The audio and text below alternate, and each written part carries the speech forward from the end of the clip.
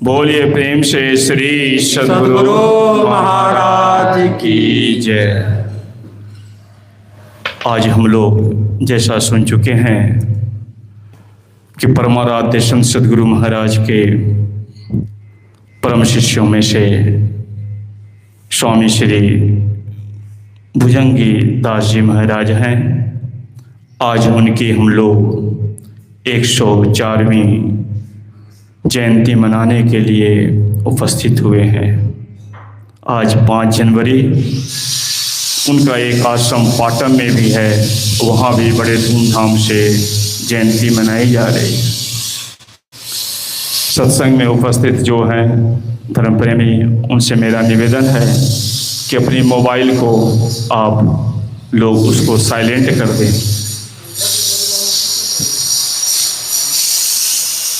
अभी मैं कार्रवाई को आगे बढ़ाने के लिए श्रीमती क्षमा चाहता हूँ। मैं पूज्य बाबा के श्री चरणों में सादर निवेदन करता हूँ कि वो आए, आकर के दादा गुरु के श्री चरणों में माल्यार्पण करेंगे। बाहर में आवाज में कोई बात नहीं, आसन पर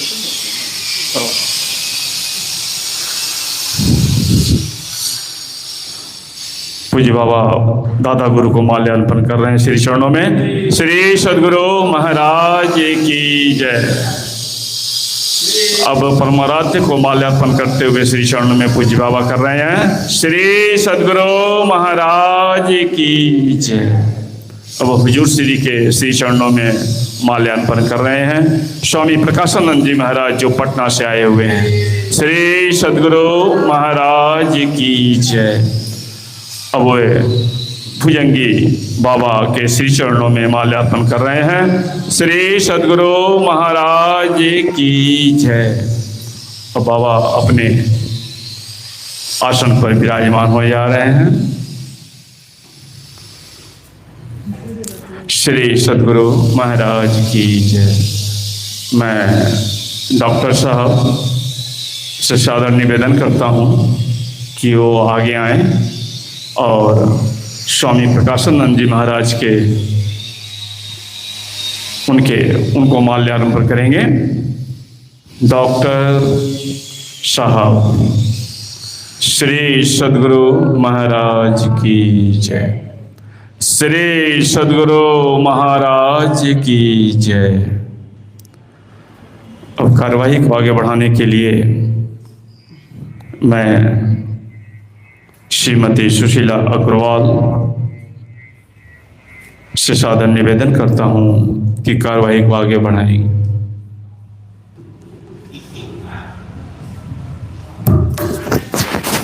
बोलिए प्रेम से श्री सद्गुरु महाराज की जय। श्री सद्गुरु महाराज की जय। श्री सद्गुरु महाराज की जय।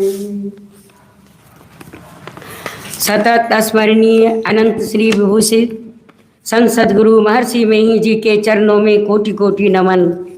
मंचासीन गुरु ज्ञान दाता पूज्य स्वामी श्री प्रकाशानंद जी महाराज के चरणों में सादर नमन एवं समस्त उपस्थित सत्संग भाई बहनों को मेरा हार्दिक अभिनंदन।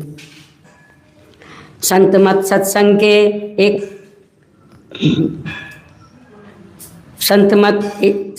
के भुजंग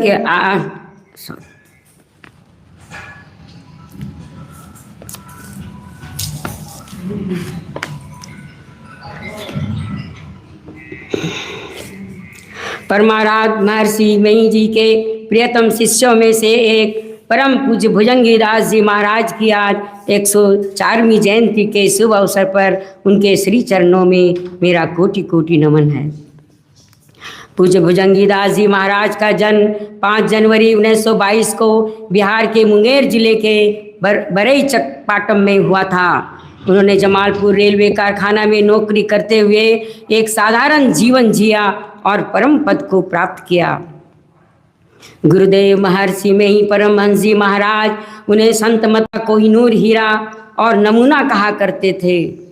वे अक्सर भक्तों से कहते थे कि यदि किसी को संत मत का आदर्श देखना है तो वह भुजंगी बाबा को देखे। इनका जीवन अत्यंत सरल, सीधा और सादा था। ये ऐसे संत थे जिन्होंने स्वावलंबी होकर सांसारिक जीवन की जिम्मेदारियों के साथ रहकर भी अपनी आंतरिक शुद्धि और भजन ध्यान से संत मत के सर्वोच्च आदर्शों एवं मर्यादाओं को 100% स्थापित किया। प्राचीन और अर्वाचीन सद्ग्रंथों में संत के जितने लक्षण बताए गए हैं, आप में वे सभी लक्षण विद्यमान थे। आपका जीवन अवश्य ही सरल था, परंतु संत मत के सिद्धांत एवं मर्यादा का प्रश्न होता था तो उसके पालन करने या करने के लिए आप हिमालय की तरह अडिग और दृढ़ प्रतिज्ञ होते थे। नारियल की तरह बाहर से कठोर हो जाते थे, पर अंदर से मुलायम, उज्जवल, शीतल और मधुर रहते थे। आप अपने आश्रम से कभी बाहर नहीं गए। कहते हैं कि जब कमल खिलता है तब भौरे वहाँ अपने आप पहुँच जाते हैं। उसी तरह जहाँ संत महापुरुष रहते हैं, भक्तगण स्वतः ही एकत्र होने लगते हैं। पूज्य भुजंगी बाबा पाटम आश्रम में रहकर ही ज्ञान का प्रचार प्रसार करते थे। दूर दूर से लोग उनके दर्शन के लिए आते और उनके ज्ञान को सुनकर तृप्त होते थे। आपका जीवन एक दर्शन था जिसमें प्रदर्शन नहीं था।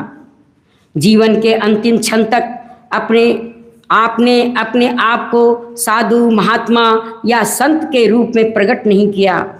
श्वेत वेश में आडंबर से दूर आप निष्काम कर्मयोगी बनकर गुप्त और छुपे हुए ही रहे। यह उनके दिव्य व्यक्तित्व की बहुत बड़ी विशेषता एवं महानता थी। फिर भी सोई जानई जही देहु जनाई, जानत तुम्हीं तुम्हीं होई जाई। रामचरितमानस की यह पंक्ति चरितार्थ हुई।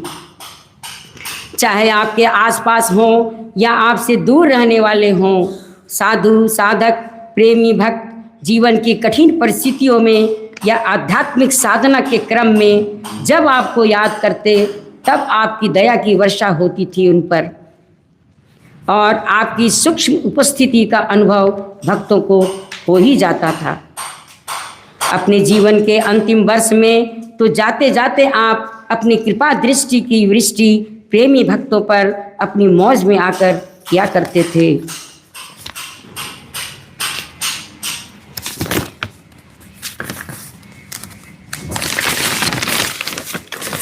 उनकी अंतर्यामिता का एक जीवंत उदाहरण है आप सबों, जिसे मैं आप सबों के साथ साझा करना चाहूँगी, जिसे एक बार हमारे एक अनुज सत्संगी भाई ने, जिनका नाम श्याम तिवारी है, अपने मुख से सुनाया था।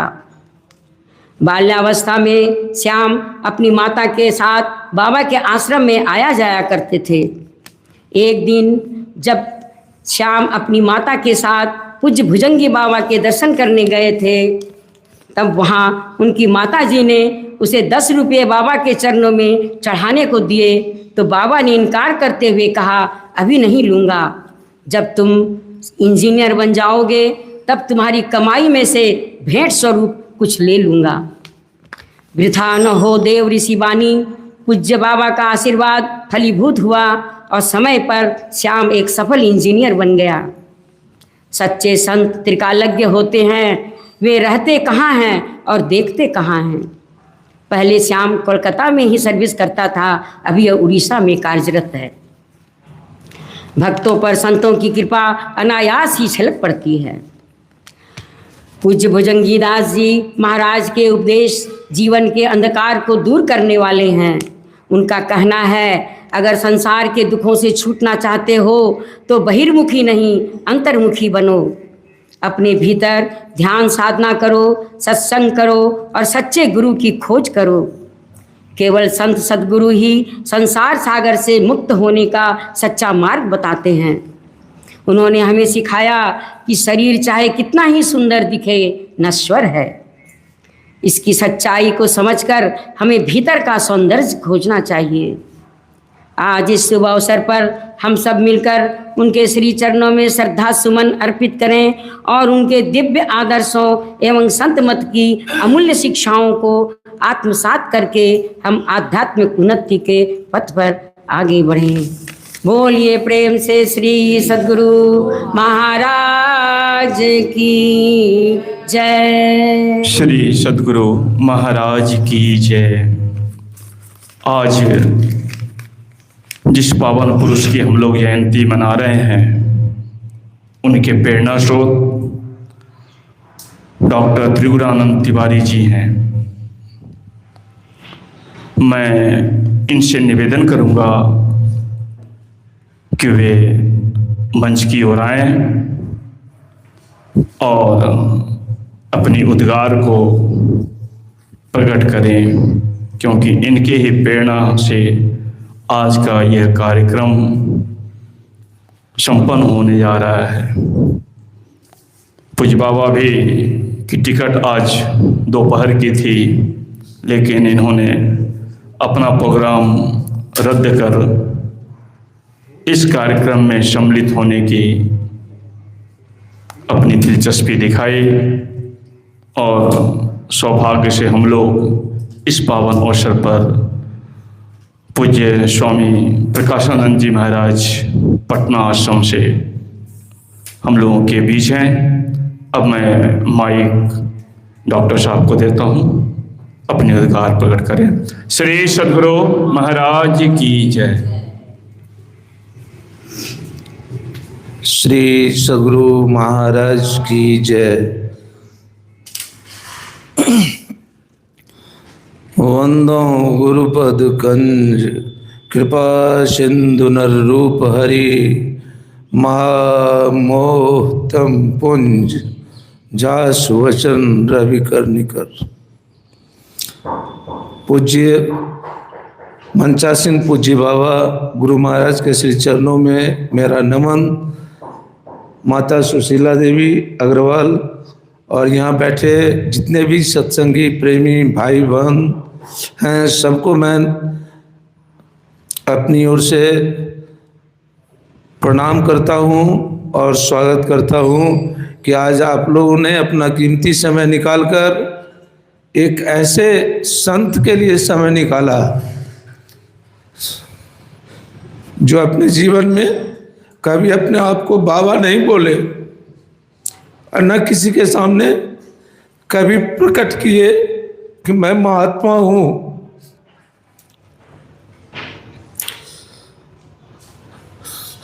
उनको महात्मा बोले गुरु महाराज।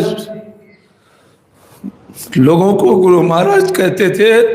यदि संत मत का नमूना तुम्हें देखना है तो जाके भुजंगी दास का दर्शन करो, उनसे मिलो। वो हमेशा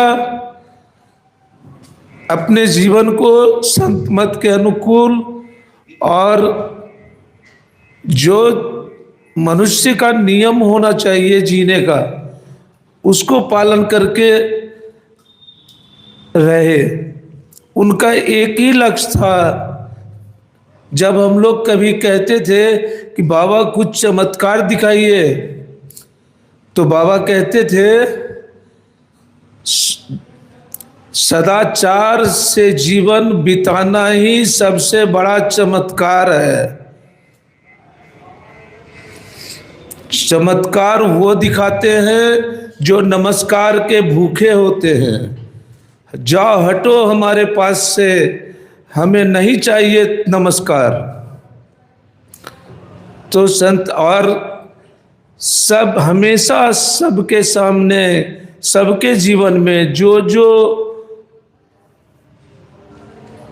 उनके पास गए या नहीं गए, सबका शुभ चाहते थे।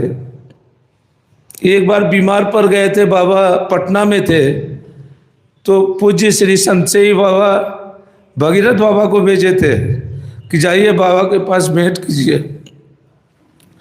भगीरथ बाबा आए थे बेली रोड में। बाबा और भगीरथ बाबा के बीच जो बातें हुई, वो लगता था कि यहाँ दो महात्माओं के बीच की बातें हैं। भगीरथ बाबा बहुत सम्मान करते थे पूज्य भुजंगी बाबा का। गुरु महाराज एक दिन आश्रम में टहल रहे थे। भुजंगी बाबा अपना कमरा कुप्पा घाट आश्रम में बनाए हुए थे, उसी में रहते थे और अपने से भोजन बना करके खाते थे। तो एक बार गुरु महाराज टहल रहे थे आश्रम में, तो जा रहे थे तो बाबा के कमरा के पास रुक गए और कहते हैं कि अरहर का दाल महक रहा है रे, पाटम का दाल महक रहा है। तो बाबा रूम से निकल करके आए, बोले जी हुजूर, ये पाटम का अरहर का दाल है। तो बाबा बोले, गुरु महाराज बोले कि यदि अतिथि तुम्हारे यहाँ आ जाए तो तुम क्या पाटम में, मतलब ये कोई कितने आदमी का दाल बनाए हैं, कोई अतिथि आ जाए तो क्या खिलाओगे? तो बाबा बोले हमारे पास कौन अतिथि आएगा? तो गुरु महाराज कहने की कृपा किए कि यदि मैं भेज दूं तो बात रही कि रह गई। बहुत दिनों के बाद जब पाटम लोग आने लगे पूज्य बाबा से दर्शन के लिए, तब बाबा बोले कि देखो आज गुरु महाराज का कहा हुआ बात सत्य हुआ। गुरु महाराज बोले थे कि हम भेज देंगे, तो भेज दिए। श्री सद्गुरु महाराज की जय। तो पूज्य बाबा का जीवन जो गीता में भगवान कृष्ण लिखे हैं, संत कैसे होते हैं, यदि हम लोग उनके जीवन में कार्यशैली को देखते थे तो घर में सोच लेते थे कि बाबा अभी जगे होंगे, बाबा अभी ध्यान कर रहे होंगे, बाबा अभी स्नान करके बैठे होंगे, बाबा अभी सत्संग में बैठ गए होंगे। 1 मिनट घड़ी का सुई दिखने बदलता था, वही टाइम टेबल उनके जीवन का मेंटेन रहता था। गीता में भगवान कृष्ण लिखे हैं, बोले हैं कि संत वैसे होते हैं जो कहते हैं वो करते हैं। ये नहीं कि हमें सिर्फ कहते हैं करने के लिए और उनकी दिनचर्या अलग होती है। जो हमको करने कहते हैं वो खुद करते हैं। इसी लाइन को देख करके हम बार बार जाते थे चेक करने के लिए।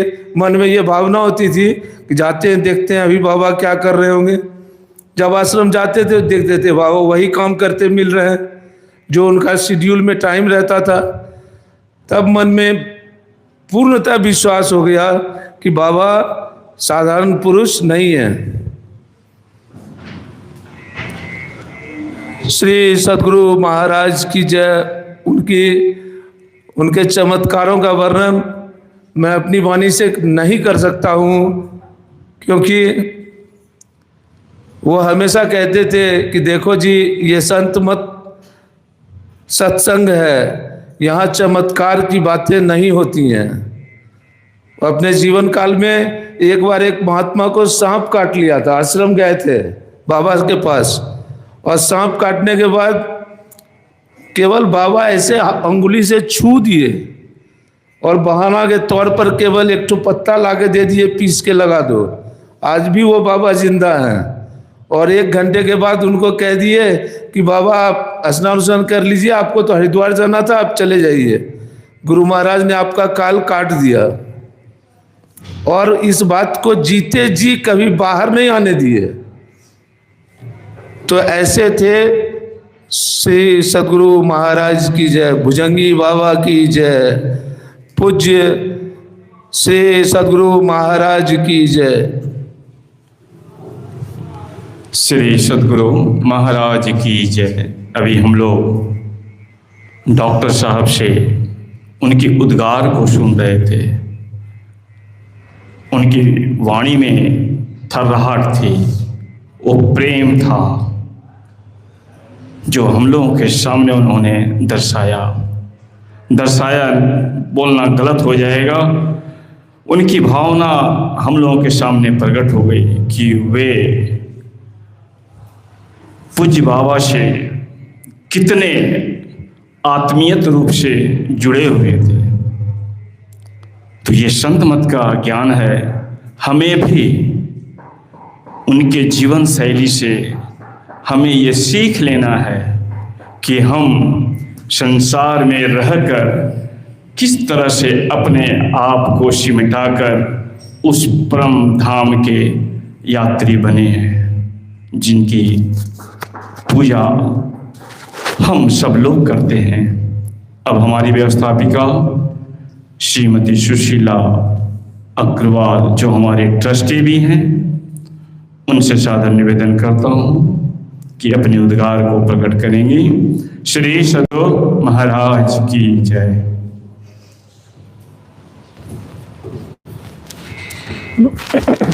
बोलिए प्रेम से श्री सद्गुरु महाराज की जय। श्री सद्गुरु महाराज की जय। श्री सद्गुरु महाराज की जय। पूज्य श्री भुजंगी बाबा की जय। ओम श्री सद्गुरुवे नमः।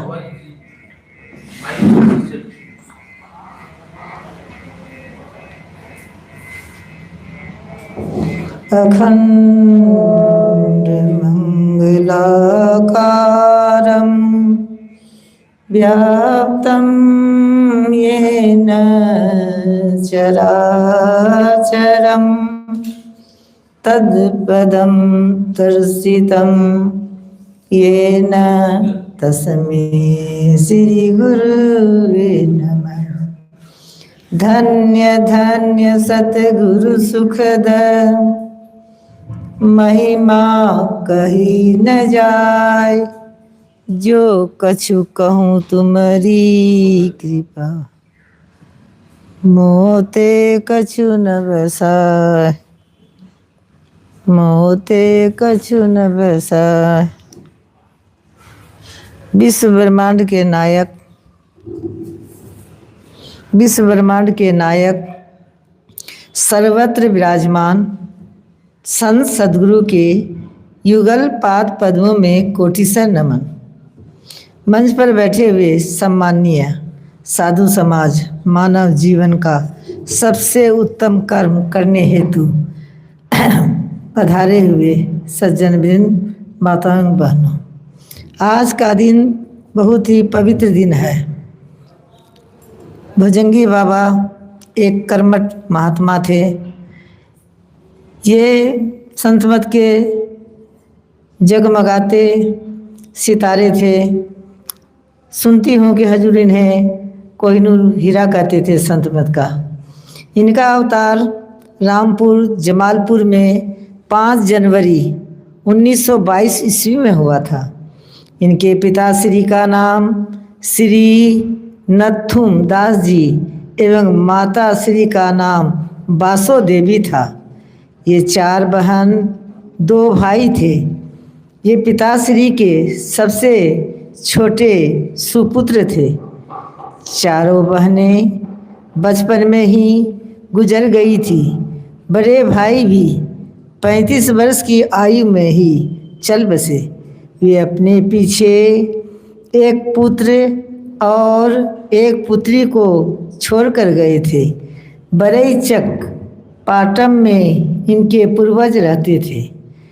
ये बचपन से ही शांत प्रकृति के थे। पढ़ने में तीव्र बुद्धि के थे, बड़े तेज थे। 1938 ईस्वी में आपने बोर्ड की परीक्षा पास की। आप 1941 जुलाई में नौकरी शुरू की। 1979 ईस्वी तक रहे। आप ईस्ट इंडिया रेलवे के जमालपुर रेलवे कारखाना में आजीविका के लिए नौकरी की। 7-8 वर्ष की आयु में ही आपकी शादी हो गई थी। आप में जन्मजात से योगियों के लक्षण मौजूद थे, अतः आपका मन कभी भी सांसारिकता में नहीं रमा। आप स्वभाव से बैरागी थे। आपके प्रत्येक कार्य कलाप में बैराग की झलक थी। आप स्वयं बैराग की मूर्ति थे।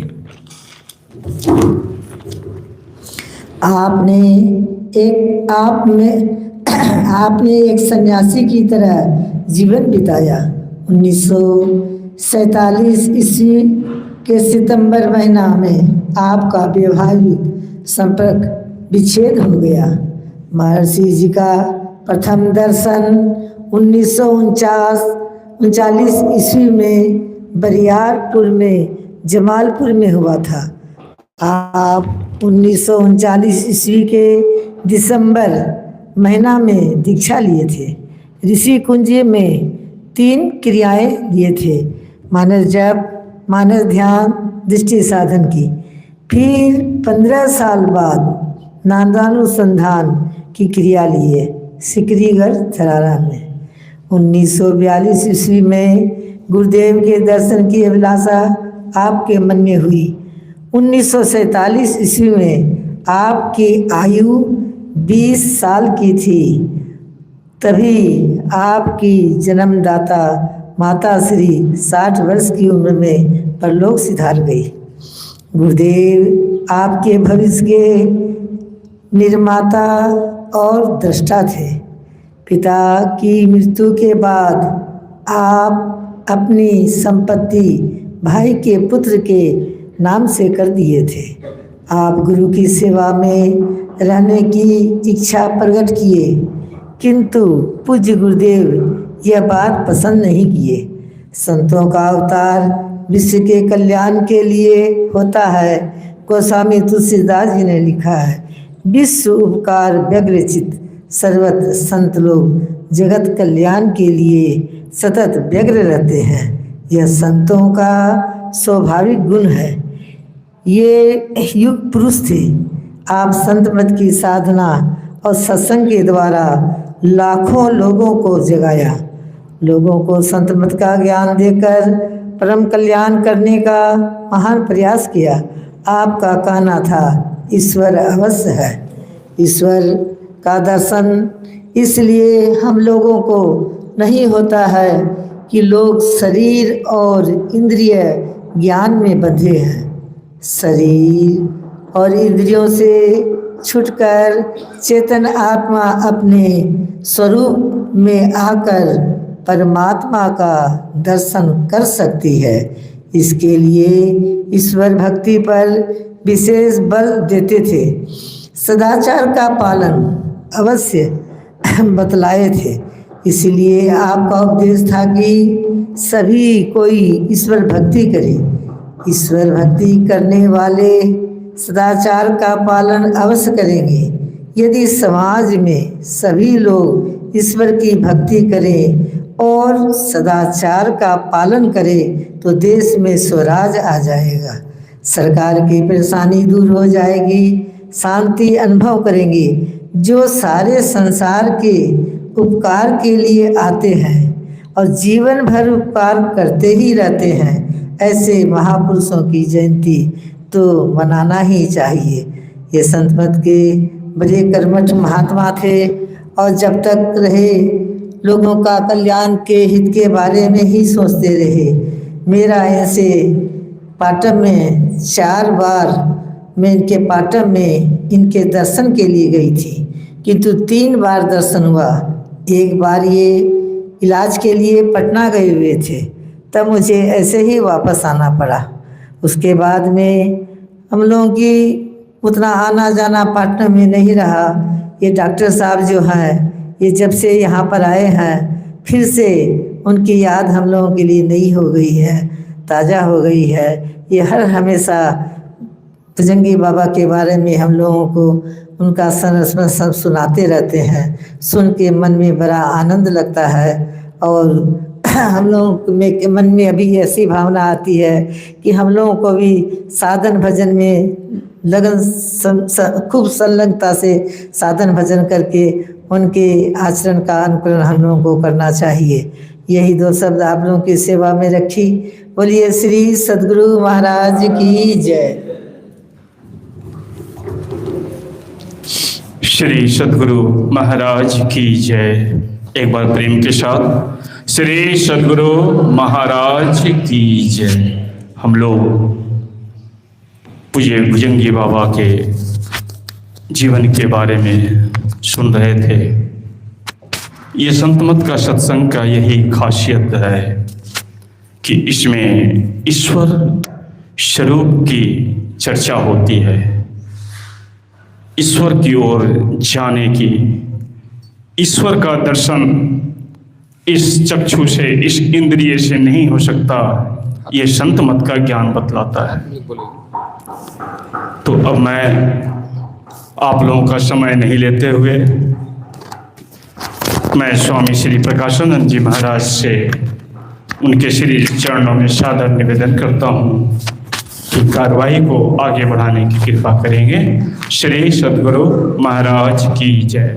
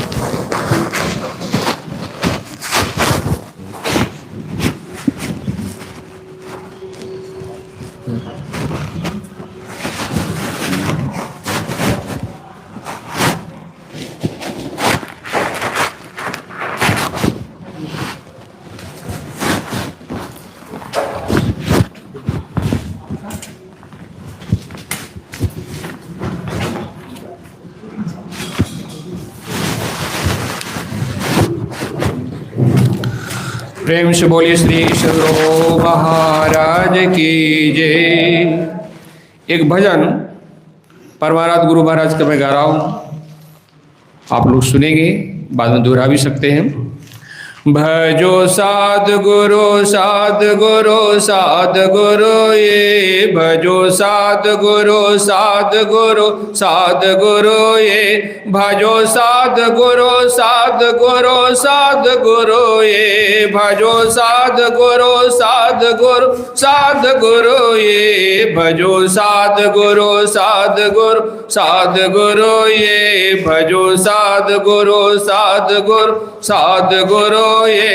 गुरु दाता दयाल वह काटे यमजाल, गुरु दाता दयाल वह काटे यमजाल, पल में कर दे निहाल भजो साध गुरु ये, पल में कर दे निहाल भजो साध गुरु ये, भजो साध गुरु साध गुरु साध गुरु ये, भजो साध गुरु साध गुरु साध गुरु ये, भजो साध गुरु साध गुरु साध गुरु ये, भजो साध गुरु साध गुरु साध गुरु ये। गुरु कहते सद्ज्ञान सुन के मिटता अज्ञान, गुरु कहते सद्ज्ञान सुन के मिटता अज्ञान, सुखे होता महान भजो साध गुरु ये, सुखे होता महान भजो साध गुरु ये, भजो साध गुरु साध गुरु साध गुरु ये, भजो साध गुरु साध गुरु साध गुरु ये, भजो साध गुरु साध गुरु साध गुरु ये, भजो साध गुरु साध गुरु साध गुरु ये। गुरु ज्ञान सूर्य रूप उनकी ज्योति अनूप, गुरु ज्ञान सूर्य रूप उनकी ज्योति अनूप, उनके नाम से तम कोप भजो साध गुरु ये, उनके नाम से तम कोप भजो साध गुरु ये, भजो साध गुरु साध गुरु साध गुरु ये, भजो साध गुरु साध गुरु साध गुरु ये, भजो साध गुरु साध गुरु साध गुरु ये, भजो साध गुरु साध गुरु साध गुरु ये। गुरु खोले दिल द्वार हो ब्रह्मांड में पसार, गुरु खोले दिल द्वार हो ब्रह्मांड में पसार, लखी ज्योति अपार भजो साध गुरु ये लखे ज्योति अपार भजो सद्गुरु ये भजो सद्गुरु सद्गुरु सद्गुरु ये भजो सद्गुरु सद्गुरु सद्गुरु ये भजो सद्गुरु सद्गुरु सद्गुरु ये भजो सद्गुरु सद्गुरु सद्गुरु ये दे सूरत शब्द भेद मिटा देते भव खेद दे सूरत शब्द भेद मिटा देते भव के करिए गुरु की उम्मीद भजो सद्गुरु ये करिए गुरु के उम्मीद भजो सद्गुरु ये भजो सद्गुरु सद्गुरु सद्गुरु ये भजो सद्गुरु सद्गुरु सद्गुरु ये भजो सद्गुरु सद्गुरु सद्गुरु ये भजो सद्गुरु सद्गुरु सद्गुरु ये भजो सद्गुरु सद्गुरु सद्गुरु ये। बोलिए प्रेम से श्री सद्गुरु महाराज की जय। अखंड मंडलाकारं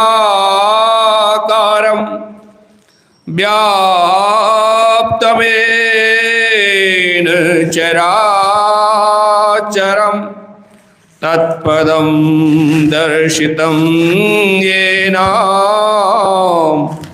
तस्मै श्री गुरुवे नमः। गुरुर्ब्रह्मा गुरुर्विष्णु गुरुर्देवो महेश्वर गुरु साक्षात् परब्रह्म तस्मै श्री गुरुवे नमः तस्मै श्री गुरुवे नमः। आप सदात्माओं को मेरा प्रणाम। जैसा कि आपको व्यतीत कराया गया, आज का ये जो सत्संग हो रहा है हमारे अति श्रद्धेय भुजंगी बाबा, बहुत कम लोग जानते हैं। कारण क्या, वो बहिर्मुख कम थे, प्रचार प्रसार पर ज़्यादा ध्यान नहीं देते थे। उनका एक ही था कि गुरु महाराज का जो ज्ञान है उस ज्ञान को आत्मसात करना है, उस ज्ञान को प्राप्त करना है, बस दिखावा करना वो नहीं चाहते थे। मैंने कई बार देखा, जब मैं कुप्पाघाट महर्षि में ही आश्रम कुप्पाघाट भागलपुर में रहता था, 83-84 में प्रेस में काम करता था। उस समय अभिनंदन ग्रंथ प्रकाशित होने वाला था, 84 में प्रकाशित हुआ है। तो उसी संबंध में मुझे रखा गया था। ठीक बगल में हमारे भुजंगी बाबा का भी कुटिया रही, तो भीतर बंद ही प्राय रहते थे।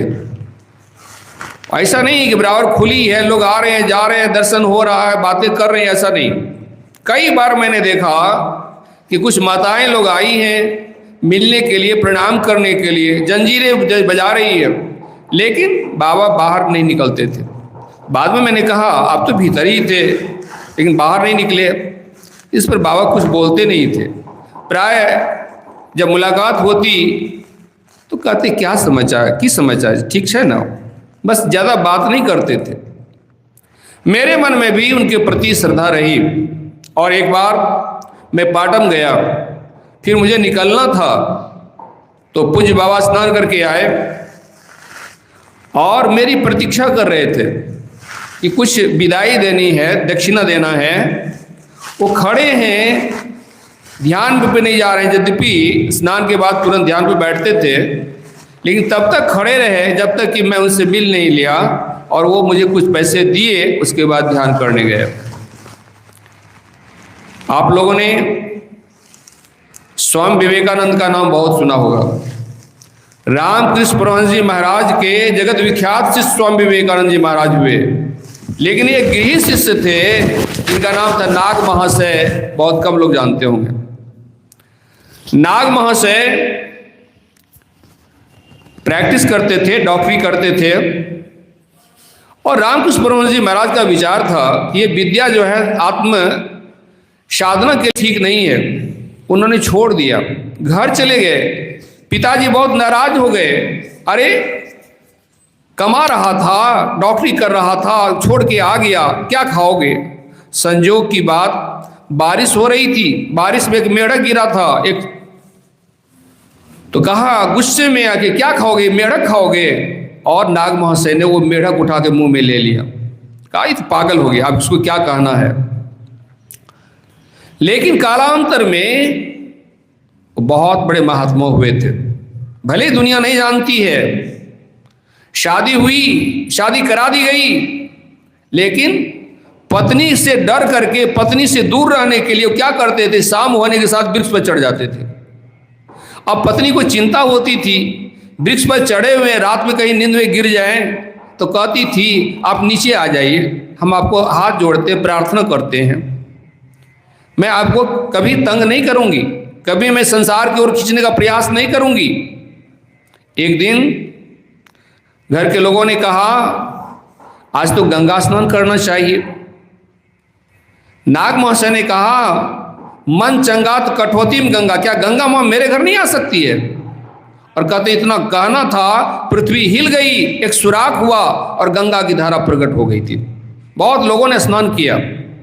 तो जिस तरह रामकृष्ण परमहंस जी महाराज के गृह शिष्य नाग महाशय जी हुए, उसी तरह संत मत में गुरु महाराज स्वयं कहते थे कि एक नमूना है। जैसे बहुत से सामान खरीदने के लिए जाते हैं तो पहले कहते हैं नमूना दिखा दिया जाता है। तो संत मत का नमूना कैसा, संत मत का ज्ञान का जो जिन्होंने आत्मसात कर लिया है वो किस तरह रहते हैं, इसका कहते हैं जीवंत उदाहरण थे हमारे भुजंगी बाबा। बहुत सरल थे, बहुत बार मैं मिला हूं,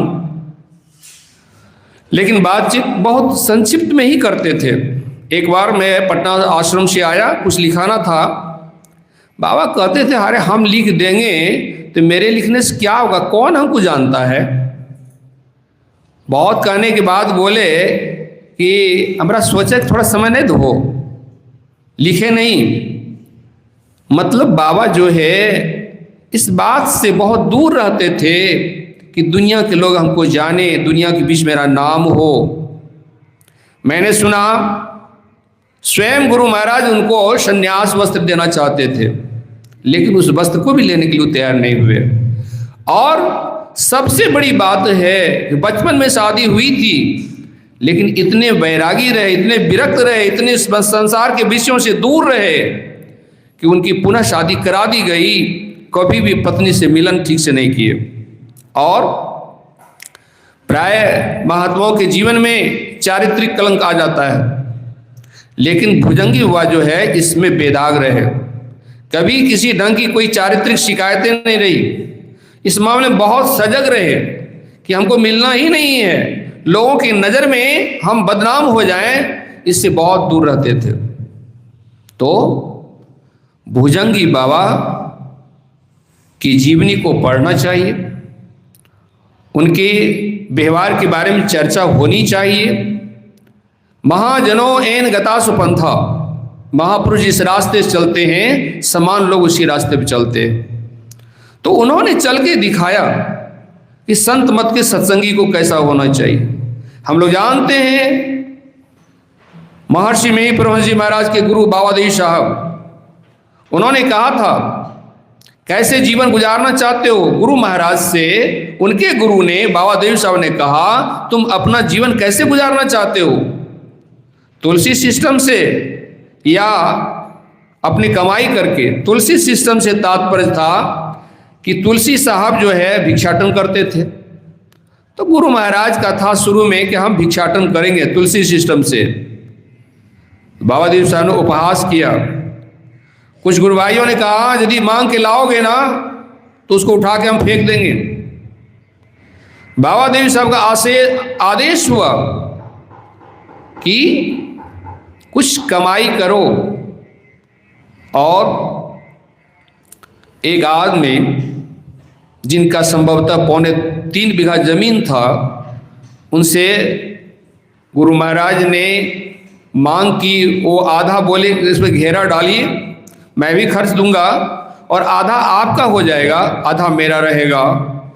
उसे घेरा डालने में उसमें बांस और केले की खेती करने में गुरु महाराज के ऊपर कर्ज हो गया।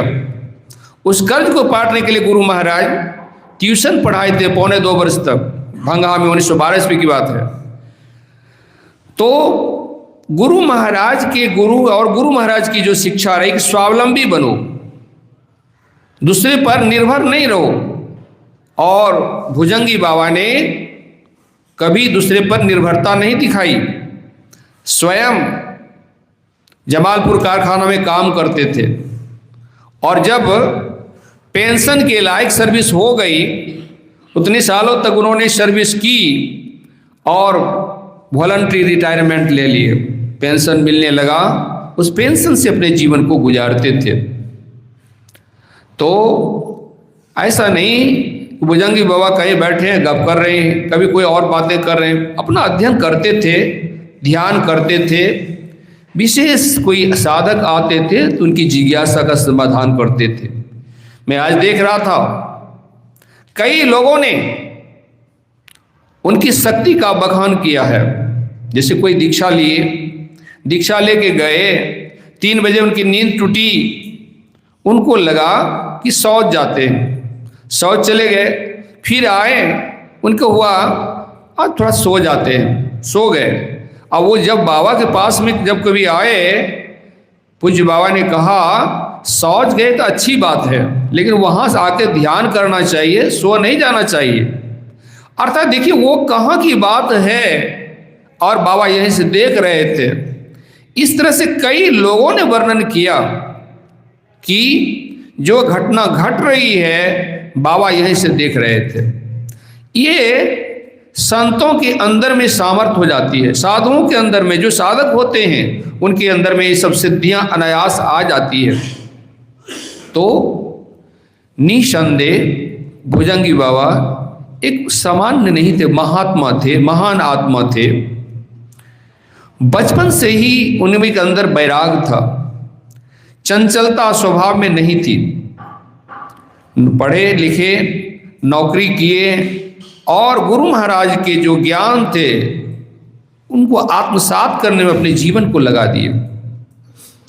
पाटम आश्रम जो बना है, मैं भी गया हूं। महापुरुषों की जयंती इसलिए मनाई जाती है कि उनकी गुणों की चर्चा होती है, उनके आचरण की चर्चा होती है और उससे प्रेरणा मिलती है कि हम लोगों को भी वैसा होना चाहिए। मैं एक बार पढ़ रहा था, उसमें देश आज़ाद नहीं हुआ था, अर्थात 1947 से पहले की बात है। भारत के प्रथम राष्ट्रपति डॉक्टर राजेंद्र प्रसाद और भारत के प्रथम प्रधानमंत्री पंडित जवाहरलाल नेहरू बने हैं। तो आज़ादी नहीं मिली थी, आज़ादी के पहले की बात है। डॉक्टर राजेंद्र प्रसाद नेहरू जी से मिलने के लिए इलाहाबाद के आनंद भवन में आए। जैसे आजकल जाड़े का दिन है, ठीक उसी तरह जाड़े का दिन था। कंबल ओढ़ के आए थे और आने के बाद पता चला कि पंडित जी सो गए हैं, पंडित जवाहरलाल नेहरू सो गए हैं। गार्ड ने जगाना चाहा, राजेंद्र बाबू ने कहा मत जगाइए, हमको कोई आवश्यकता नहीं है वहाँ अंदर जाने की, मैं कंबल ओढ़ के आया हूँ, यहीं बरामदे पर सो जाता हूँ। और बरामदे पर कंबल ओढ़ करके, वही कंबल जो ओढ़ के आए थे, सो गए। लेकिन जैसा कि जानते हैं कि राजेंद्र बाबू को दम्मा का अटैक आता था, जोर जोर से रात में खांसने लगे। नेहरू जी की नींद टूट गई, वो घबरा के बाहर निकले, कौन यहाँ पर खांस रहे हैं? तो देखा रे ये तो राजेंद्र बाबू हैं। कहा आप आए, हमको पता नहीं चला, गार्ड को डांटने लगे। राजेंद्र बाबू ने कहा गार्ड की कोई गलती नहीं है, मैंने मना कर दिया था। कितने संवेदनशील हुए कि नहीं, वो सो गए हैं तो जगाना नहीं है। लेकिन हम लोग दूसरे के सुख दुख की परवाह नहीं करते हैं, अपने सुख के लिए किन्हीं को भी तंग कर देते हैं। किस समय जाना चाहिए, किस समय बात करनी चाहिए, कैसे बात करनी चाहिए, कहीं कोई ज्ञान नहीं। भारत के पहले व्यक्ति, और भारत के नहीं पूरे एशिया महादेश के पहले व्यक्ति हुए हैं रविन्द्रनाथ टैगोर, जिनको नोबेल प्राइज मिला 1913 ईस्वी में। उनका जो काव्य है गीतांजलि उसी पर मिला। नोबेल प्राइज जो है, अल्फ्रेड नोबेल एक वैज्ञानिक हुए जो डायनामाइट के आविष्कारक हुए हैं। डायनामाइट के आविष्कार से उनको आज के मान के चलिए करोड़ों अरबों की संपत्ति रही। किसी कारण शादी नहीं किए थे। एक दिन की बात, पेपर आया, न्यूज़पेपर आया, उन्होंने हाथ में लिया, उठाया, पढ़ा। शीर्षक था मृत्यु का सौदागर आज दुनिया से चला गया। गलती से ये समाचार छप गई थी कि अल्फ्रेड नोबेल मर गया, तो उसी में लिखा था शीर्षक, हेडलाइन, मृत्यु का सौदागर चला गया। अल्फ्रेड नोबेल को बड़ा धक्का लगा। क्या दुनिया के लोग मुझे मृत्यु का सौदागर कहेंगे? मैं ऐसा काम कर जाऊंगा कि दुनिया के लोग मुझे उस काम से अब जानेंगे। और तब उन्होंने ट्रस्ट बनाया और उसी ट्रस्ट से नोबेल प्राइज दिया जाता है, जो अभी शायद 10 करोड़ शायद मिलता है।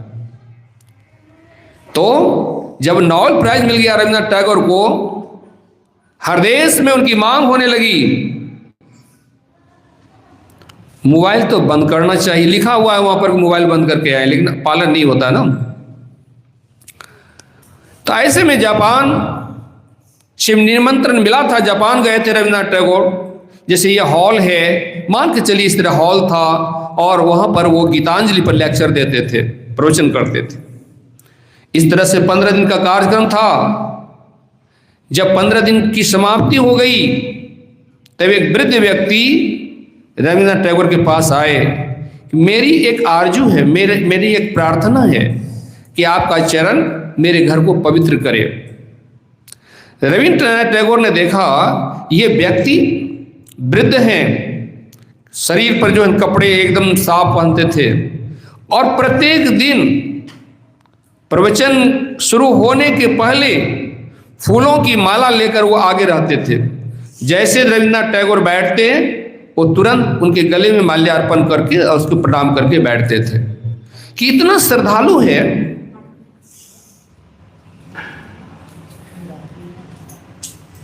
इतना श्रद्धालु है, यदि हम नहीं बोलेंगे तो इनका दिल टूट जाएगा। इसलिए कहा ठीक है, मैं जाऊंगा आपके यहाँ, लेकिन मेरे ऊपर विशेष खर्च नहीं करेंगे। उनको लगा इतने श्रद्धालु हैं तो निश्चित रूप से है कि मेरे पीछे बहुत खर्च कर देंगे। दूसरे दिन जो आए वो ले जाने के लिए उस समय की जो सबसे अच्छी गाड़ी थी, उस गाड़ी को जैसे शादी में सजाई जाती है उस तरह सजा के लाए थे। उस पर रविन्द्रनाथ टैगोर बैठे। वो तो पहले ही सोच रहे थे कि ये जो है ना भावुक है, और भावुक आदमी होता है ना, बह जाते भावना में। चलने लगे तो कहते बड़े महल में वो गाड़ी घुस गई, फिर दूसरे, तीसरे, चौथे, पांचवें, छठे, इस तरह 7वें महल में गाड़ी जाकर रुक गई। रविन्द्रनाथ टैगोर को लगा कि किनके यहाँ ले जा रहे हैं, लगता है कोई बड़े सेठ हैं, कोई बहुत पैसे वाले हैं, शायद उनके यहाँ ही काम करते हैं, क्या करते हैं। तब जब ये उतरे, कुर्सी पर आसीन हुए, उस वृद्ध व्यक्ति ने कहा ये सारे महल मेरे अपने हैं, और उन घर के जो हैं बच्चे लोग, बड़े लोग, कोई सोने की थाली, कोई चांदी की थाली में ले करके, और कुछ फूल है, कोई मेवा मिष्ठान है, सब आके चढ़ाते थे, प्रणाम करते थे। रविन्द्रनाथ टैगोर ने कहा मैं तो सोच भी नहीं सकता था आप इतने धनाढ्य व्यक्ति हैं। उस व्यक्ति ने हाथ जोड़ लिया, मेरे पास ये कौन सा धन है, सच्चा धन तो आपके पास है, मेरे पास तो ये तुच्छ धन है। तो ये कैसे तरीका होता है सम्मान करने का, कि रविन्द्रनाथ टैगोर के पास वो आते थे, सबसे पहले आके बैठते थे, माला लेके बैठते थे, मल्यार्पण करते थे, तब फिर बैठते थे। आपने बहुतों को देवघर जाने का मौका मिला होगा, देखा होगा, वहां पर नौलखा मंदिर है, चारों शिलादास। बहुत प्रयास के बावजूद भी जब मां नहीं बन पाई तो अंत में हार करके देवघर आई थी, और देवघर में भगवान शिव की आराधना करने लगी। भगवान भोलेनाथ ने कहा चारू, स्वप्न दिया कि तुम मां बनना चाहती है, एक रास्ता है, तुम बालानंद ब्रह्मचारी को प्रसन्न करो। बालानंद ब्रह्मचारी, गुरु महाराज का मिलन है बालानंद ब्रह्मचारी जी महाराज से, दोनों में वार्तालाप हुई है। उस समय वो त्रिकुट पहाड़ पर रहते थे। अब स्वप्न में भगवान शिव ने कह दिया कि उनको प्रसन्न करो, तो रोज वो सुबह स्नान करती, फल फूल मेवा मिष्ठान लेकर पहाड़ पे चढ़ती और महात्मा जी को अर्पित करती। महात्मा जी बात नहीं करते थे, इस तरह रोज वो जाती थी। लेकिन आखिर कहते हैं भक्ति भाव में तो पत्थर भी जो है पिघल जाते हैं। महीनों दिन हो गए, कई महीने गुजर गए, अंत में बालानंद ब्रह्मचारी को दया आ गई। कहा ओ माई, इतना कष्ट उठा के तुम मेरे पास आती हो, क्या चाहती हो मुझसे? कहा बाबा, धन संपत्ति की हमको कमी नहीं है, कमी है तो एकमात्र संतान की। लोग मुझे कहते हैं बांझ है, किसी भी मांगलिक कार्य में नहीं जा सकती हूं। बालानंद ब्रह्मचारी ने पुनः आंखें बंद कर ली और आंख खोल के कहा ओ माई, तुमको बच्चा दानी नहीं है, अब तुम ही बताओ कि बच्चा दानी नहीं है तो तुम मां कैसे बनोगी? कहा नहीं बाबा, आप चाहेंगे तो सब कुछ हो जाएगा। कहा ठीक है, एक शर्त है, शर्त ये है कि बच्चा तो होगा, संतान तो होगा, मां तो बनोगी, लेकिन बच्चा ज्यादा दिन नहीं रहेगा। शर्त स्वीकार है? कहा हाँ हमको स्वीकार है। उन्हीं के आशीर्वाद से वो मां बनी, बच्चा कुछ दिन रहा, दुनिया से चला गया, उनकी याद में नौलखा मंदिर बना है। जैसे आप जाएंगे आप देखेंगे नारी मूर्ति बनी हुई, स्टैचू बनी है, उनके गोद में छोटा सा बच्चा दिखाया गया है, नीचे बांग्ला में कुछ लिखा हुआ है। उसी तरह से जलालगढ़ की एक माई, वो अपने बहू को लेके आई और गुरु महाराज से कहा सरकार, हमको पोता को गोद में खिलाने का शौक पूरा नहीं होता है, ये मेरी बहू है, मां बनती है, बच्चे को जन्म देती है, लेकिन बच्चा मर जाता है, पोता नहीं जीवित रहता है। गुरु महाराज ने कहा कि मैं ईश्वर से प्रार्थना करता हूं कि आपका पोता नहीं मरे। हर बार तो ऐसा होता था कि बच्चा जन्म लेके मरता था, इस बार तो मरा हुआ जन्म लिया, हॉस्पिटल में जन्म लिया, डॉक्टर ने कहा अच्छा हुआ मर गया था बच्चा, बाहर आ गया, नहीं तो खतरा हो जाता। घर के लोग करें बच्चा मरा हुआ है, लेकिन वो बूढ़ी मां कहती थी नहीं, हमारे गुरु महाराज ने आशीर्वाद दिया है, बच्चा जरूर जीवित हो जाएगा। और सचमुच बच्चा जीवित हो गया, वो रोने लगा, उनको दूध पिला गया। उस बच्चे का मुंडन संस्कार शाही स्वामी जी महाराज ने कहा कि मेरे सामने कुपा घाट में किया गया है। ये जलालगढ़ की घटना है। असंभव बातें संभव हो जाती है जब हम इस तरह संत महात्माओं पर विश्वास करते हैं। इसी तरह से बहुत से लोगों ने भुजंगी बुआ के बारे में भी चमत्कारिक बातें लिखे हैं। ऐसे जब ऐसी घटनाएं होती थी, चमत्कार होता था, तो भुजंगी बुआ नहीं चाहते थे कि कोई फिर इसकी चर्चा करे, लेकिन जिनका जिनसे लगाव होता है उन पर वो दया कर ही देते हैं, अपने को रोक नहीं पाते। जैसे माँ कितनों भी चाहे लेकिन बच्चे पर उनका ख्याल चला ही जाता है, उसके सुख दुख से वो सुखी दुखी हो जाती है। उसी तरह महात्मा जो महात्मा के प्रति श्रद्धा रखते हैं वो अपने भक्त पर कृपा करते ही हैं। एक बार एक महात्मा जी आए गुरु महाराज के पास में और गुरु महाराज से कहा बिना चमत्कार का नमस्कार नहीं, मैं आपको नमस्कार करूंगा, अभिवादन करूंगा, लेकिन शर्त चमत्कार कुछ दिखाइए। गुरु महाराज ने कहा बड़े बड़े चमत्कारिक व्यक्ति आए संसार में, लेकिन अंत में क्या दशा हुई? मेरी नजर में सदाचार से बढ़कर कोई चमत्कार नहीं है। कोई झूठ नहीं बोलते हैं, चोरी नहीं करते हैं, नशा नहीं करते हैं, हिंसा नहीं करते हैं, बेविचार नहीं करते हैं। इससे बड़ा और चमत्कार क्या हो सकता है? बड़े बड़े चमत्कारिक व्यक्ति, चमत्कार दिखाने वाले, कोई जेल में जाते हैं, कहीं और कोई घटना घटती है। तो गुरु महाराज ने कहा कि मैं सदाचार को ही चमत्कार मानता हूं। एक बार एक सेठ गुरु महाराज को कह रहे थे कि आप कुछ चमत्कार नहीं दिखाते हैं। अब गुरु महाराज उनको डांट रहे थे। वो चावल लेके गए थे, चावल देना चाहते थे। गुरु महाराज ने कहा कि चमत्कार नहीं है। अरे हम लेना नहीं चाहते हैं, तुम हाथ जोड़ के खड़े रहते हो कि नहीं लिया जाए, तुमको डांटते हैं, भगाते, तब भी नहीं तुम भागता है।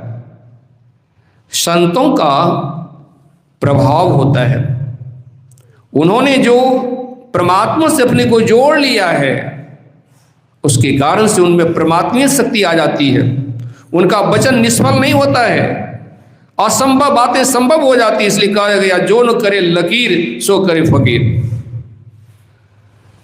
मार्कंडे पुराण मार्कंडे ऋषि के नाम पे बना है। उनके पिताजी मृकंड पहले के ऋषि मुनि महात्मा प्राय सब पारिवारिक ही रहे हैं। तो खास करके जो माताएं लोग होती हैं संतान के अभाव में बड़ी दुखित हो जाती हैं। बराबर वो दुखित रहती थी कि मुझे पुत्र नहीं है। एक दिन मृकंड ऋषि को भी ध्यान के वक्त में एक ख्याल हो गया और उन्होंने प्रार्थना कर दिया भगवान से कि क्या आप कृपा करेंगे, मुझे पुत्र नहीं होगा। तो भगवान शिव ने कहा कैसा पुत्र चाहते हो? अल्पायु गुणवान, दीर्घायु गुणहीन, बताओ चॉइस तुम्हारी रहेगी, तुम्हें निर्णय करना है। गुणवान चाहिए तो अल्पायु होगा, और दीर्घायु चाहता है कि बहुत लंबी काल तक जीवित रहे तो गुणहीन रहेगा। मृकंड ऋषि सोचते हैं कि गुणहीन रहेगा तो किस काम का, गुणवान रहे थोड़े दिन में तो लोग उनको चाहते हैं। तो कहा मुझे तो गुणवान चाहिए। आशीर्वाद से मार्कंडे का जन्म हुआ। अब चिंता भी लगी हुई है क्योंकि वो 5 वर्ष में गुजरने वाला है। तो मार्कंडे ऋषि ने उनको ज्ञान दिया कि जो भी ऋषि मुनि महात्मा आवे सबको साष्टांग प्रणाम करो, सबको अपने आश्रम में लाओ, उनकी सेवा करो। और ऐसे में एक बार सप्त ऋषि गुजर रहे थे, छोटा सा बालक साष्टांग प्रणाम किया, सभी ने उनको आशीर्वाद दिया, चिरंजीवी भवा चिरंजीवी भवा। एक ऋषि की ललाट, उनकी निगाह उनके ललाट पर गई। कह रहे अनर्थ हो गया, हम लोग कह रहे हैं चिरंजीवी भवा, इनकी आयु तो जो है ना अब बस कुछ देर के लिए समाप्त होने वाला है, 5वें वर्ष इनकी मृत्यु है। कहते सप्त ऋषि चले गए ब्रह्मा जी के पास में कि हम लोगों ने उनको आशीर्वाद दिया, अब क्या होगा? तो कहा आप लोगों का आशीर्वाद व्यर्थ नहीं जाएगा। ये तो नहीं है ना कि किस गणना से होगा 5 वर्ष। अब ब्रह्मा जी की बात है तो कहते बड़ी लंबी आयु है, कितने बार सृष्टि समाप्त हो जाएगी तब उनका एक दिन होता है। तो उस आयु से मार्कंडे जी को अमृत की प्राप्ति हो गई। आज भी मार्कंडे कहते अमर हैं। तो मेरे कहने का मतलब है कि बच्चों को संस्कारित करना चाहिए। छोटे छोटे बच्चे सत्संग में जो आने के लायक हो गए उनको लाना चाहिए। लेकिन आज तो दुर्भाग्य है कि सत्संग में कहीं बच्चे दिखते ही नहीं हैं। धीरे धीरे ओल्ड एज के लोग आते हैं और वो रिटायर नहीं, यहीं से रिटायर हो जाते हैं, फिर बाद में पूर्ति नहीं हो पा रही है। बहुत से घरों में माता पिता सत्संगी हैं लेकिन बच्चे सत्संग से दूर हो गए। आप मुसलमानों के यहाँ देखें, मुसलमानों के छोटे छोटे बच्चे मदरसे जाते हैं, मस्जिद जाते हैं, ईसाई के बच्चे जाते हैं चर्चघर, सिख बच्चे जाते हैं गुरुद्वारा। लेकिन सनातन धर्म वाले या हम लोग संत मत वाले क्या स्थिति है? जब गुरु महाराज थे पहले दरिया पंथ में और बाबा देवी साहब से मिलन हुआ 1909 ईस्वी में, का लाला अब तक तुम था दरिया, अब हो गया समुद्र पंथी। मतलब तुम छोटे नाले की तरह थे, दरिया में थे, अब समुद्र संत मत जो है विशाल मत है। लेकिन व्यवहार में सबके अंदर में खाई बनी हुई है। कौन बाबा से जुड़े हैं, कौन बाबा ग्रुप के हैं? अरे भाई संत मत शब्द है, जितने भी संत हुए सबों को जो मानने वाले हैं वो संत मत के हैं। तो सैद्धांतिक बातें तो बहुत ऊंची है और व्यवहार में क्या हो जाता है, बस मन में एक प्रश्न हो जाता है। हम लोग जैसे यहाँ जात पात की भावना है, कोई भी व्यक्ति मिले तो मन में होगा कि किस जाति का है ये। एक बार जेबी कृपलानी ट्रेन से जा रहे थे तो ट्रेन में जो बैठे हुए थे बगल के आदमी सहयात्री, उन्होंने कहा आपका नाम क्या है? उन्होंने कहा मेरा नाम जेबी कृपलानी है। अब कृपलानी शब्द से हम लोगों को कुछ पता नहीं चलता है। यहाँ साहब पूछते हैं, जहाँ पूछते हैं, मंडल पूछते हैं, दास पूछते हैं, का पूरा नाम क्या है? जेबी कृपलानी ने कहा पूरा नाम? आप क्या जानना चाहते हैं? मेरी जाति जानना चाहते हैं क्या? कहा हाँ वही जाति, आप किस बिरादर के हैं? कहा मैं प्रोफेसर हूँ। पढ़ाना काम मेरा है, ये काम ब्राह्मणों का इसलिए मैं ब्राह्मण हूँ। दंड बैठक करता हूँ, ये काम क्षत्रियों का इसलिए मैं क्षत्रिय हूँ। मैं घर की सारी व्यवस्था स्वयं करता हूँ, ये काम वैश्यों का इसलिए मैं वैश्य हूँ। और घर की सफाई भी करता हूँ, ये काम शूद्रों का इसलिए मैं शूद्र हूँ।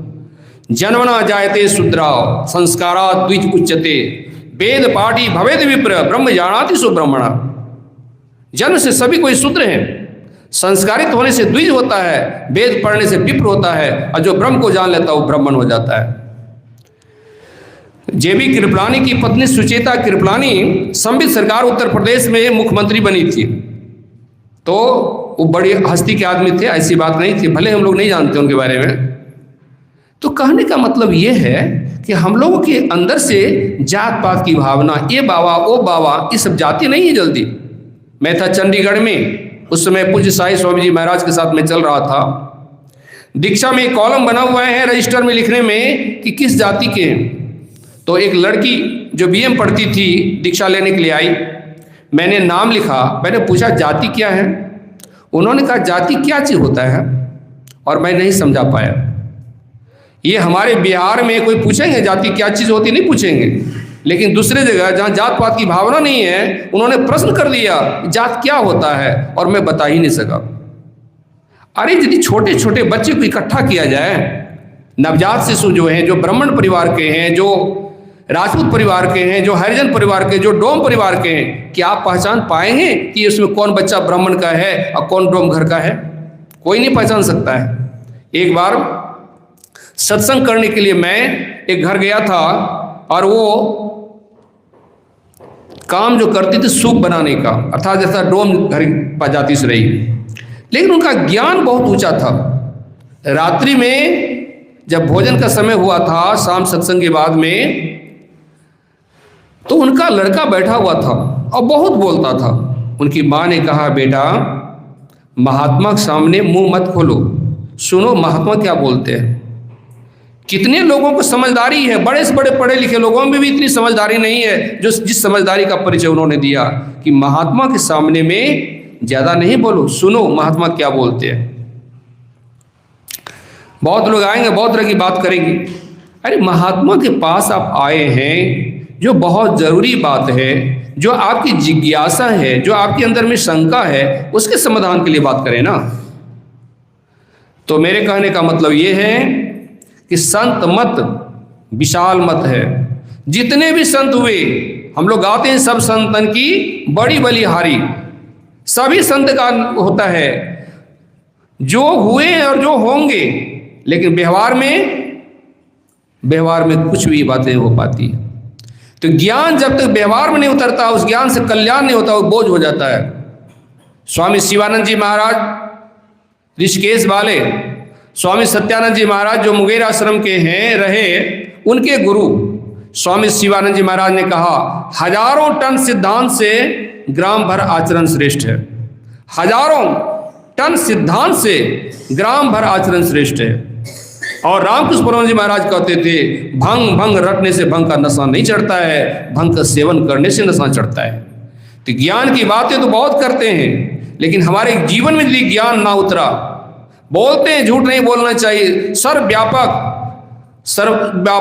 परमात्मा है, लेकिन दूसरे को ठगने का काम करते हैं, झूठ बोलने का काम करते हैं, और सब बहुत तरीके काम करते हैं। उस समय क्या ख्याल आता है कि परमात्मा सर्वव्यापक है? परमात्मा की याद रह जाए, बनी रह जाए, तो फिर हम कोई पाप नहीं कर पाएंगे। पाप तभी करते हैं, गलत काम तभी करते हैं जब परमात्मा को भूल जाते हैं। संत महात्मा कहते हैं ये मानव जीवन जो मिला इसी काम करने के लिए मिला है। जैसा कि आप लोगों ने सुना, हमारे पूज्य श्रद्धेय भुजंगी बाबा, जिनका जन्म 5 जनवरी 1922 को हुआ था और 6 जुलाई 1999 ईस्वी को उन्होंने इस भौतिक शरीर का परित्याग किया है। संत मत के ज्ञान को उन्होंने जीवन में उतारा। कह सकते हैं कबीर साहब के शब्दों में, ज्यों की त्यों धर दीनी चदरिया। वो चले गए, वहां चले गए जहां से आए थे, जहां फिर अब लौट के संसार में आना नहीं पड़ता है। हर एक आदमी अपने को सुखी बनाना चाहता है, लेकिन गलत दिशा में बढ़ जाने के कारण जीवन भर दुखी रहता है, दांत झड़ जाते हैं, आंख की रोशनी खत्म हो जाती है, बाल श्वेत हो जाते हैं, लेकिन वही बेटा बेटी नाती नतनी धन संपत्ति करते करते जीवन चलता है। अरे साथ में जाएगा क्या? मैंने एक दिन विचार किया, मुझे लगा कि मेरे पास तो इतनी संपत्ति जरूर है कि एक पैसा यदि नहीं आए तब भी जीवन में हमको पैसे कमी नहीं होगी। तो फिर क्या मतलब है कि भाई यहाँ प्रोग्राम करें, वहाँ दौड़े। बाबा देवी साहब कहते थे कि 40 साल तक मैं इतना कमा लो कि आगे कमाने का झंझट ही खत्म हो जाए, बैठ के भजन करूं। लेकिन रामकृष्ण परमहंस जी महाराज कहते थे जीवन का सर्वोत्तम समय है 18 से 30। इस समय शरीर में प्रचंड शक्ति रहती है, उस समय साधना की ओर कोई उन्मुख हो जाए तो उनका जीवन धन्य हो जाएगा। संत महात्मा ये नहीं कहते पारिवारिक जीवन ना जियो, परिवार में भी रह करके साधना हो सकती है। इसके उदाहरण थे श्यामाचरण लाहिड़ी। श्यामाचरण लाहिड़ी जो दानापुर में सर्विस करते थे, ट्रांसफर हो गया रानी खेत में, और वो पहाड़ पे गए घूमने के लिए। वहां से आवाज आती है, ए श्यामाचरण लाहिड़ी इधर आ जाओ। थोड़ी घबराहट भी हुई, अननोन प्लेस, कौन व्यक्ति है जो मुझे पुकार रहे नाम से। आगे बढ़ते देखते जवान जोगी को, और उन्होंने कहा पहचाना हमको? कहा नहीं, मैं नहीं जानता। वो हाथ पकड़ के ले गए गुफा में जहां ध्यान करते थे, सब कुछ दिखाए, लेकिन श्यामाचरण लाहिड़ी को कुछ भी याद नहीं था। अंत वो शक्तिपात किए, और जैसे शक्तिपात किए वो दृष्टि मिल गई, अरे ये मेरे गुरु हैं, मैं इनका पट्ट शिष्य रहा, कुछ कमी रह गई, मुझे संसार में आना पड़ा, चरण पे गिर पड़े। कहा देखो तुम्हारा ट्रांसफर मैंने करवाया है, तुम जैसे लौट के जाओगे पुनः तुमको अपने स्थान पे जाना पड़ेगा। उसमें दानापुर में वो सर्विस करते थे सेना विभाग में। आए ऑफिस के लोग तो शायद 1 सप्ताह तक रह गए थे पहाड़ पे। उनको लगा कि शायद कोई हिंसक जीव इनको खा गए, लेकिन ऑफिस आए तो वहाँ ट्रांसफर लेटर आ गया था कि गलती से ट्रांसफर हुआ, पुनः आप लौट के दानापुर चले जाएं। पहले तो श्यामाचरण लाहिड़ी ने अपने गुरु महाअवतार बाबा से कहा मैं अब लौट के नहीं जाऊंगा, मुझे संसार में नहीं जाना है। कहा नहीं, तुम्हें जाना है, दुनिया को दिखाना है कि परमात्मा को पाने के लिए घर द्वार छोड़ने की कोई आवश्यकता नहीं है। अब तुम क्यों चिंता करते हो? जब तुम मुझे याद करोगे ना मैं आ जाऊंगा। जब लौटने लगे मुरादाबाद में रुके, अपने कुछ मित्रों से चर्चा की। अभी भी ऐसे योगी हैं जो हजारों साल से हैं। उन्होंने कहते हैं ईसा मसीह को भी ज्ञान दिया है। तो मित्र लोगों ने कहा तुम्हारा जो है ना दिमाग सही काम नहीं किया, पहाड़ पे चढ़ा था ना, हवा के दबाव के कारण से तुम्हारा मस्तिष्क के संतुलन बिगड़ गया। कहा तुम लोग विश्वास नहीं करते हो, मैं अभी बुला सकता हूँ। कहा बुलाओ। एक रूम में उन लोगों का तुम बाहर निकलो, आसनी बिछाया, गुरु को याद किया, चूंकि गुरु ने वचन दिया था तुम पुकारोगे तो मैं आ जाऊंगा। याद करने के साथ उनके गुरु श्यामाचरण लाहिड़ी के गुरु जो है महाअवतार बाबा प्रकट हो गए। लेकिन उनके चेहरे पर तनाव था, आंखें लाल थी कि मैंने तुझे वचन दिया था तुम बुलाओगे तो मैं आऊंगा, क्या तमाशा दिखाने के लिए? कहा नहीं गुरुदेव, ये लोग नहीं मान रहे थे, विश्वास नहीं कर रहे थे। अब आए हैं तो लोगों को भी दर्शन दे दीजिए। दरवाजा खुला, वे लोग आए, आश्चर्यचकित हो गए, सचमुच में देखे एक जवान योगी बैठे हुए हैं। और तब कहा देखो अब तुम बुलाओगे तो मैं नहीं आऊंगा, लेकिन तुमको सचमुच जब जरूरत पड़ेगी तो मैं आऊंगा। और ये वचन देके फिर उनके गुरु अदृश्य हो गए थे। जब यहाँ दानापुर आए, दानापुर में जो उनके सीनियर ऑफिसर थे अंग्रेज, एकदम पागल की तरह इधर उधर हो रहे थे, इनसे नहीं रहा गया। इन्होंने कहा श्यामाचरण लाहिड़ी ने क्या हुआ सर, क्यों इतने परेशान हैं? क्या क्या करोगे जानकर? मेरी पत्नी बीमार, कुछ पता नहीं वो जिंदा है कि नहीं है, बहुत दिनों से पत्र भी नहीं मिला है। कहा कि मैं अब खबर लेके आता हूँ। एक रूम में बैठ गए, ध्यान से जो है अपना सुख शरीर से अंत वहाँ चले गए।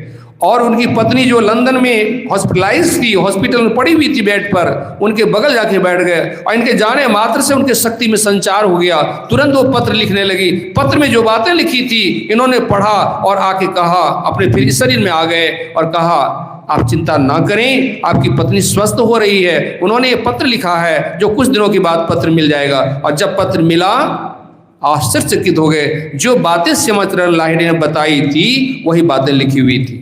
कुछ दिनों के बाद स्वस्थ होने पर वो लौट के आई वो भारत चली आई और एक दिन ऑफिस चली गई। ऑफिस गई, श्यामाचरण लाहिड़ी को देख के चौंक गए, अरे ये आदमी तो लंदन में हमको मिला था।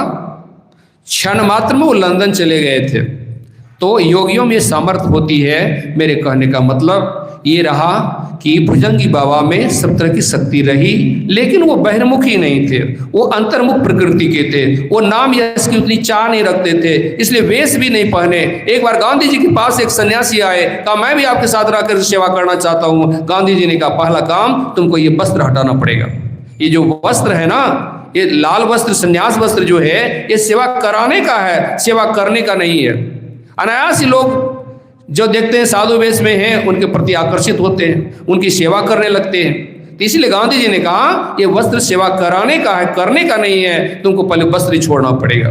तो भुजंगी बाबा इस सब से बचने के लिए ही कभी भी लाल वस्त्र में नहीं आए, साधु वेश में नहीं आए। साधु तो थे ही, लेकिन अपने को छिपा कर रखते थे। ऐसे साधुओं को सत सत नमन। इन्हीं शब्दों के साथ में वाणी को विराम देता हूँ। बोलिए प्रेम से श्री सद्गुरु महाराज की जय।